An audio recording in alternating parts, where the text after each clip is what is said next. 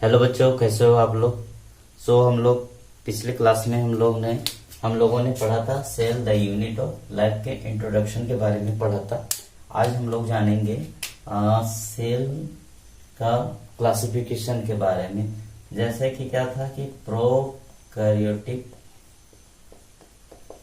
Cell and आपका eukaryotic cells. ठीक है, आज हम लोग जानेंगे प्रोकैरियोटिक सेल्स के बारे में एंड यूकैरियोटिक सेल्स के बारे में। बेसिकली ये दोनों होता क्या है इसके बारे में आज समझेंगे। प्रोकैरियोटिक सेल्स का मतलब होता है, प्रो मतलब होता है क्या होता है, प्रिमिटिव। प्रो मतलब क्या हो सकता है, प्रिमिटिव मीन्स समझ लीजिए आदिम जमाने का।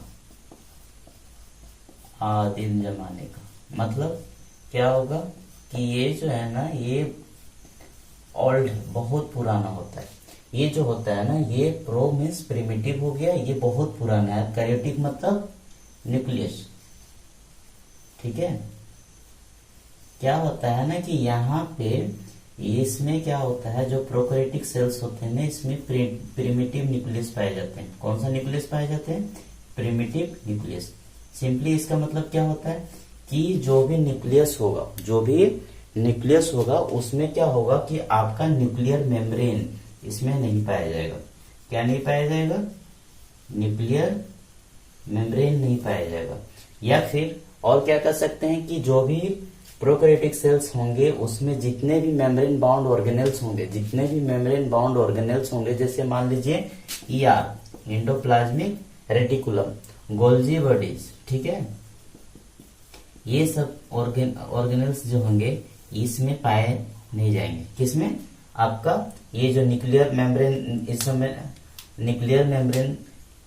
इसमें पाया जाता है। और न्यूक्लियर मेम्ब्रेन अगर पाया जा रहा है तो ये सब एंडोप्लाज्मिक रेटिकुलम, गोल्जी बॉडीज और ये आपका न्यूक्लियर मेम्ब्रेन मीन्स न्यूक्लियस में जो न्यूक्लियर मेम्ब्रेन पाया जा रहा है, ये सब सारे के सारे आपके क्या होंगे कि ये एब्सेंट होंगे। किस में एब्सेंट होंगे, प्रोकैरियोटिक सेल्स में। प्रोकैरियोटिक सेल्स में क्या होंगे, एब्सेंट होंगे। ठीक है, जबकि यूकैरियोटिक सेल्स में क्या देखने को मिलता है, यूकैरियोटिक सेल्स में यू मीन्स होता है ट्रू।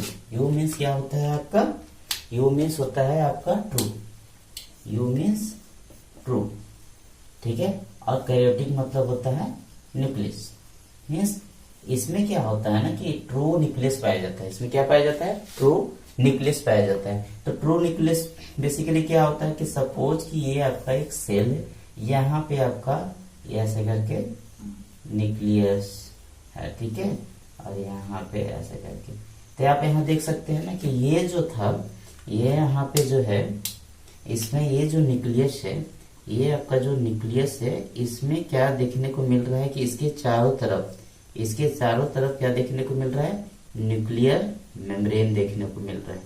ठीक है, और इसी तरह आपका यहाँ पे जितने भी ऑर्गेनेल्स होंगे, जैसे जो मेम्ब्रेन बाउंड ऑर्गेनेल्स होंगे, जैसे एंडोप्लाज्मिक रेटिकुलम, ऐसे करके आपका देखने को मिलता है। तो ये जो होता है ये भी आपका इसमें प्रेजेंट होगा। गोल्जी बॉडीज, ठीक है, ये गोल्जी बॉडीज का ऐसे ऐसे मान लीजिए, ठीक है, स्टैक्स बन रहते। तो ये गोल्जी बॉडीज में भी क्या होंगे, ये यहाँ पे प्रेजेंट होंगे। ये इसमें यूकैरियोटिक सेल्स में ये सब पाए जाएंगे। जितने भी मेम्ब्रेन बाउंड ऑर्गेनेल्स होंगे, वो सारे के सारे